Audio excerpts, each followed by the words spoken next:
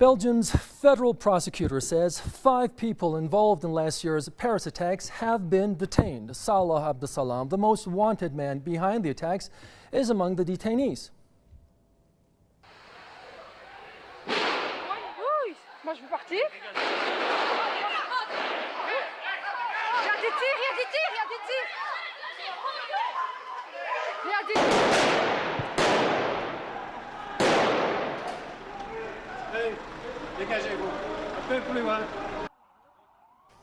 Officials say Abdeslam was wounded in the leg during a police operation in the Molenbeek district of Brussels. This after Belgian authorities found fingerprints of the 26-year-old Abdeslam during a raid last week.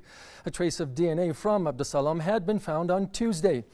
4 officers were wounded when Belgian and French police raided the apartment where the suspects had been holed up. 130 people were killed back in November terror attacks in the French capital. The French president says his country will seek extradition of the Paris attacks suspect. Salah Abdeslam was under a European arrest warrant, and I have no doubt that the judicial authorities will ask very quickly an extradition request. And I know, as it is not the first time we have to do this, that the Belgian authorities will respond as favorably as possible and as quickly as possible. And I want to use this opportunity to thank the Belgian Ministry of Justice.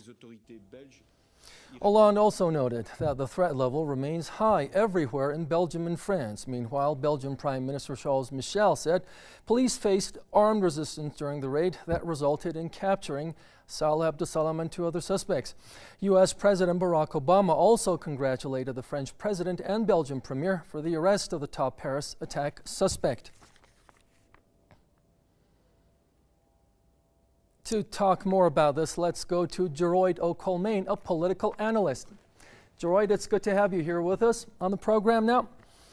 Dealing with the story as it's being told and developed is one thing, but dealing with essentially the root causes that brought it about in the first place is totally another. Now, France and other Western allies and countries, such as even Belgium perhaps, have been accused and have been alleged as being responsible, at least partly, for the rise of Takfiri terrorism in the Middle East and for its spread, which is now being actually exported to Europe. Now, any signs, in your opinion, that this will be a measure where the French government, in addition to some other European governments, will be finally and ultimately addressing and redressing those root causes? Absolutely not. Terrorism is a key feature of French foreign policy. They don't just use terrorism in the Middle East to destroy post-colonial states resisting their geopolitical interests in those states, but they use it right across the African continent. Terrorism is a key feature of French neocolonial control over Africa, and so they're spreading terrorism all over Africa.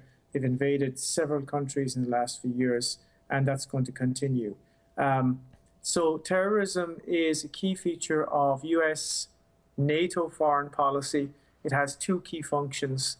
First function is to provide a pretext for the bombing of countries who are recalcitrant or intransigent or who will not cooperate with US NATO geopolitical interests and economic interests. And the second function is to spread fear among the domestic population so that they will support austerity at home and foreign wars, and that they will support the war on terror. So that is the key function of terrorism. There is no real war on terror. There never has been a war on terror. Terrorists, Islamic terrorism, what we describe as Takfiri or Islamic terrorism, is a creation of the CIA, it's a creation of the West, it's a creation of the Mossad, and it serves their interests. So if you look at this case of the Salah Abdeslam, he's going to be brought back to Paris. He's going to be tried by magistrates.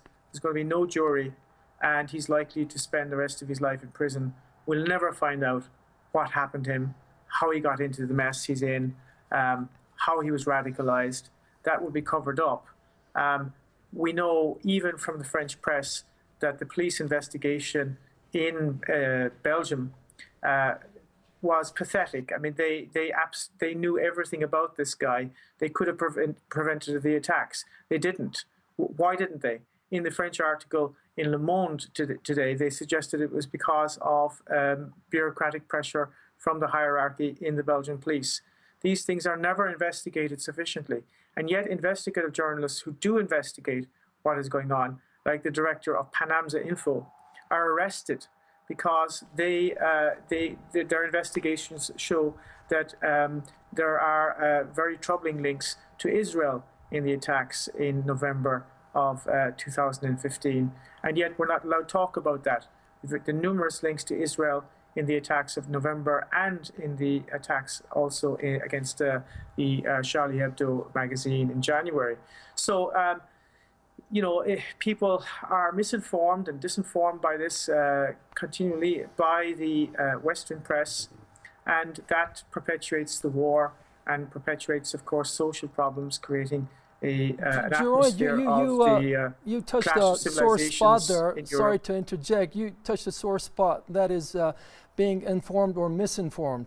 Now, as a Paris correspondent for a famous newspaper, the Herald Tribune. Now, what do you think the newspapers, the print press, as well as media overall can do? Furthermore, there has been a major silence going on in mainstream media, but for the alternative types of media, what else can be done to bring the attention as to the root causes generating this terrorism, which is now spreading back to Europe, and informing, that is, if the people are misinformed, disabusing their minds in Europe of the root causes, and helping generate a grassroots movement in Europe?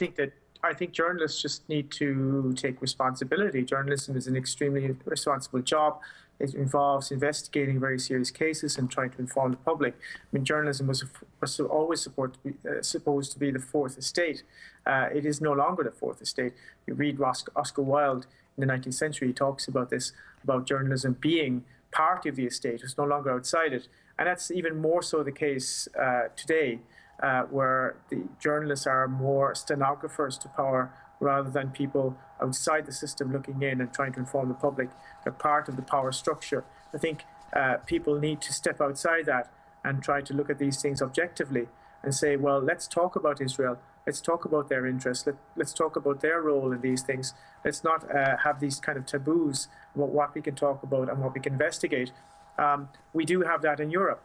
But thanks to sort of contradictions of globalization, where we can talk to other news stations around the world, we can have these kind of conversations. It is having an impact on public opinion in Europe, and that's a very good thing, because it means that, eventually, once we work together, we will get to the root cause of this.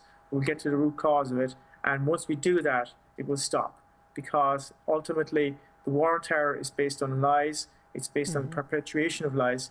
And once people understand the root causes, there will be no more terrorism, and everybody will benefit from that. Gearóid Colmáin, I want to thank you for your insights tonight. Gearóid Colmáin, political analyst and Paris correspondent for the Herald Tribune.